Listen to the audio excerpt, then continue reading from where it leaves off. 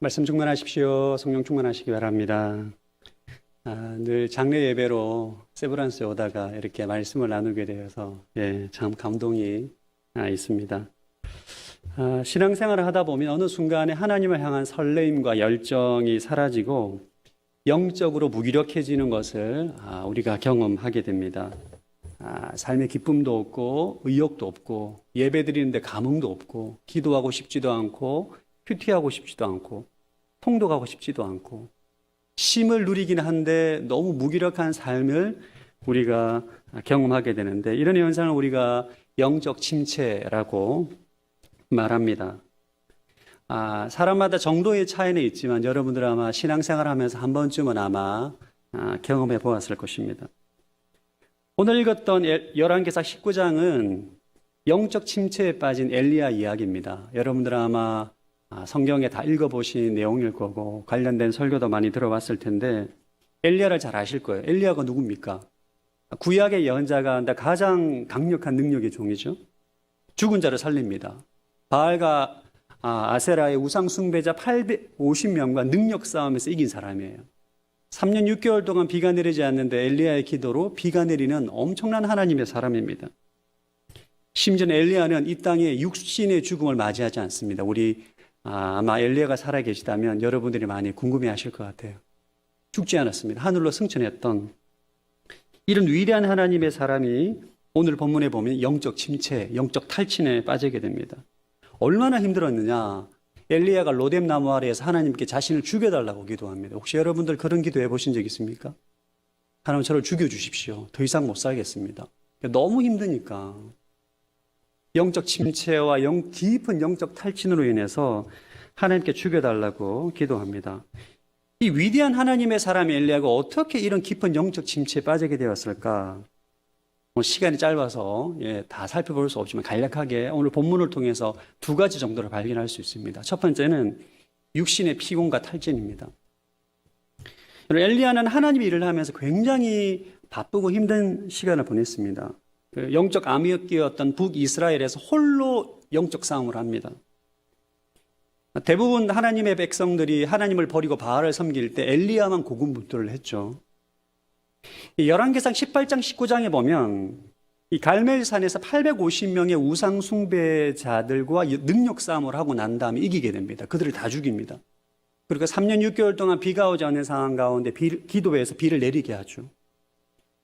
그리고 비가 내리기 전에 아방을 만나기 위해서 25km를 달려갑니다. 그래서 이스라엘이라는 지역에서 아방을 기다립니다. 이 사건이 하루에 일어난 일이에요. 굉장히 공고하고 피곤한 시간을 보낸 거죠. 사람이 육신이 너무 지치면 영적 침체가 오기 쉽습니다. 이 과로 앞에 장사가 없는 거죠. 아마 여러분들이 의료인이기 때문에 이 사실을 너무나 잘 알고 있을 것입니다. 두 번째 이유는, 이게 가장 큰 이유인데, 깊은 좌절감을 겪었기 때문입니다. 열왕기상 18장에 보면 이 엘리야가 850명의 우상 숭배자들과 능력 싸움을 하게 되는데, 여러분 다 알고 있는 것처럼 850명이 몸에 자해를 하면서 바알과 아세라가 기도를 합니다. 이 목숨을 걸고 하는 대결입니다. 지는 쪽이 죽임을 당하는 거예요. 엘리야는 수많은 사람들 앞에 850명 앞에 혼자 능력 싸움하는 가운데 진짜 하나님이 누구냐, 이 싸움에서 엘리야가 이기게 되죠.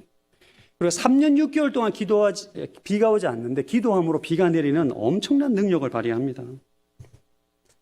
기적인 거죠. 엘리야 생각에는 이런 권능과 이런 하나님의 능력이 나타나면 아합과 이세벨도 생각이 달라질 거다. 회개하고 하나님께 돌이킬 거다.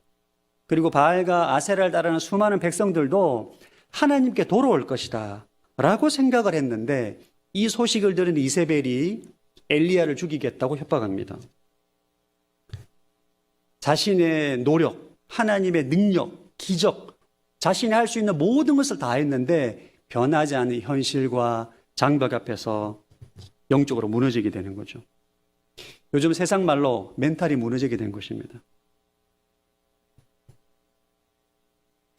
우리가 삶의 현장에서 깊은 좌절감을 경험할 때 영적인 침체가 찾아옵니다.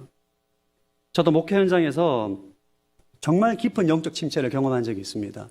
매일 새벽에 나가서 밤늦게까지 가정을 돌보지도 못하고 제 육신에 돌보지도 못할 정도로 정말 열심히 수고함으로 목회를 했는데 변하지 않는 현실, 변하지 않는 교회의 현실 앞에서 깊은 자괴감이 몰려오니까 무너지게 되더라고요. 존경하는 연세 의료진 여러분, 여러분 어떻습니까? 저 오늘 이 말씀을 위해서 기도하는데 어떤 말씀을 전해야 될까 굉장히 고민이 되더라고요.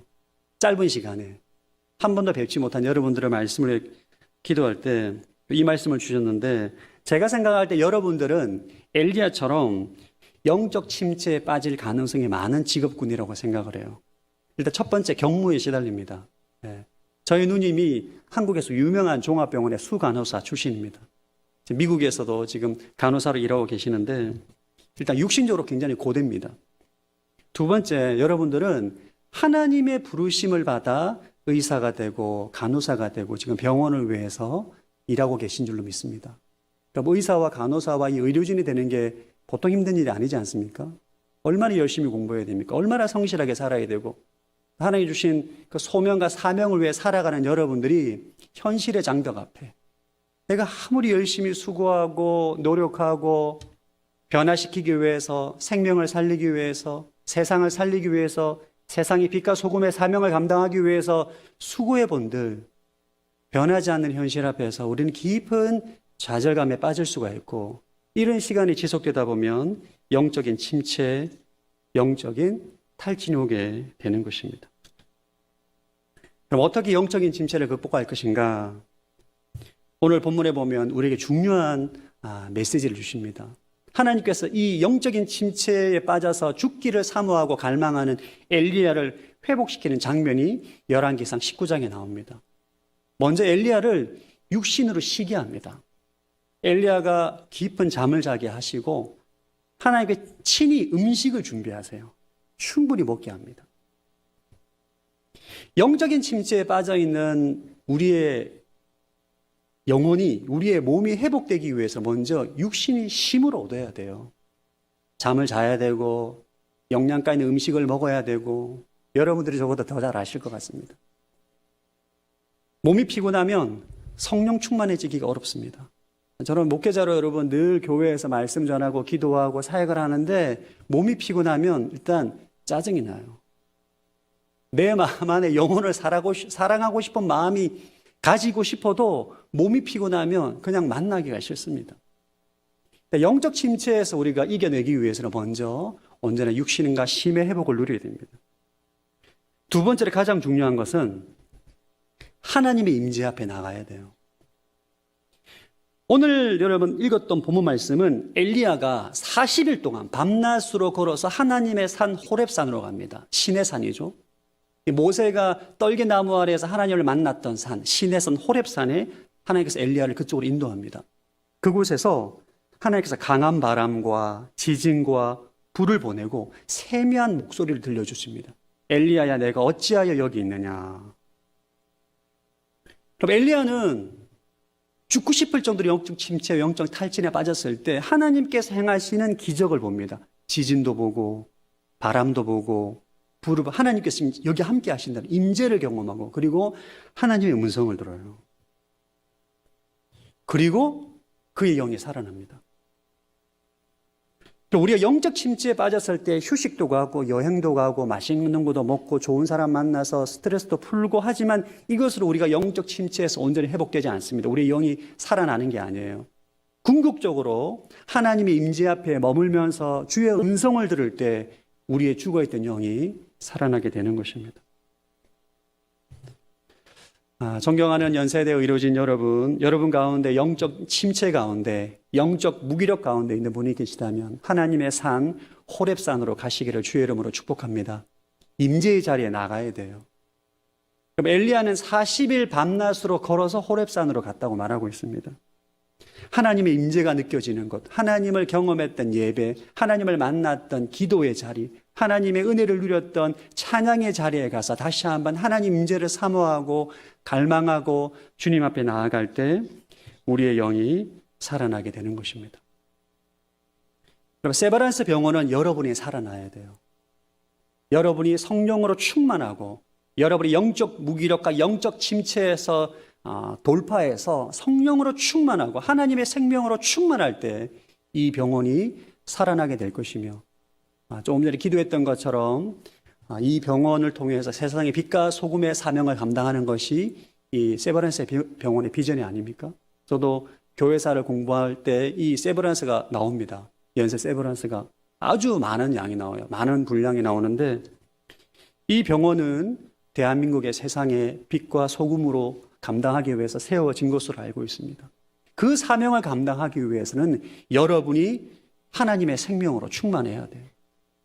그러나 경무에 시달리고 아무리 수고하고 노력해도 변하지 않을 것 같은 현실, 환자들, 상황들, 눈에 보이는 여리고 장벽 앞에 우리가 사실 영적 침체에 빠질 가능성이 많은 거죠. 그럴 때마다 매일 아침마다 호렙산으로 나아가 주님의 임재 안에 머물고 주의 음성을 두고 주의 생명을 경험할 때 우리의 영이 항상 성령의 충만함으로 생명을 살리는 그 사명을 감당하게 될 줄로 믿습니다. 그러나 여러분, 영적인 침체가 사실 꼭 나쁜 것만은 아니에요. 왜냐하면 엘리야는 호렙산에서 그의 영이 회복되고 살아날 뿐만 아니라 새로운 사명을 받습니다. 19장의 본문에 보면 하나님께서 엘리야에게 하사엘에게 기름을 부어 아람 왕을 되게 하고, 예후에게 기름을 부어 이스라엘 왕으로 세우게 하고, 엘리사에게 기름을 부어 자신의 후계자로 삼게 합니다. 영적 침체의 자리, 물론 고통의 자리, 무기력의 자리, 너무 절망의 자리, 그곳을 우리가 영이 회복되고 살아나고 난 다음에 하나님께서 새로운 사명을 주십니다. 저도 깊은 영적 침체를 경험하고 난 다음 그곳에서 하나님 주신 사명을 받았어요.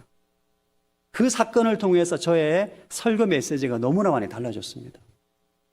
여러분들 가운데 영적 침체와 무기력의 자리에 계신 분들이 계시다면 하나님의 임재가 있는 호렙산으로 가십시오. 그곳에서 여러분의 영이 살아나게 될 것이며, 여러분이 이 땅 가운데 다시금 행동해야 될 새로운 사명과 미션을 주실 것입니다. 여러분들 가운데 하나님의 생명으로 충만하기를 축복합니다. 기도하겠습니다. 하나님 아버지, 감사합니다. 이 땅에 빛과 소금의 사명을 감당하기 위해 세운 세브란스 병원과 이를 위해 수고하시는 모든 교직원 한 분 한 분을 축복하여 주옵소서. 특별히 영적 무기력과 침체 가운데 있는 분들, 하나님의 임재가 있는 호렙산으로 가 주님을 만날 때 그 영이 살아나게 하시고, 능히 주님 주신 새로운 사명과 미션을 품고 나아가 사람을 살리고 생명을 살리고 세상을 살리는 아름다운 하나님의 사람으로 살아갈 수 있도록 힘과 능력을 부어 주옵소서. 감사드리며 예수님 이름으로 기도드립니다. 아멘.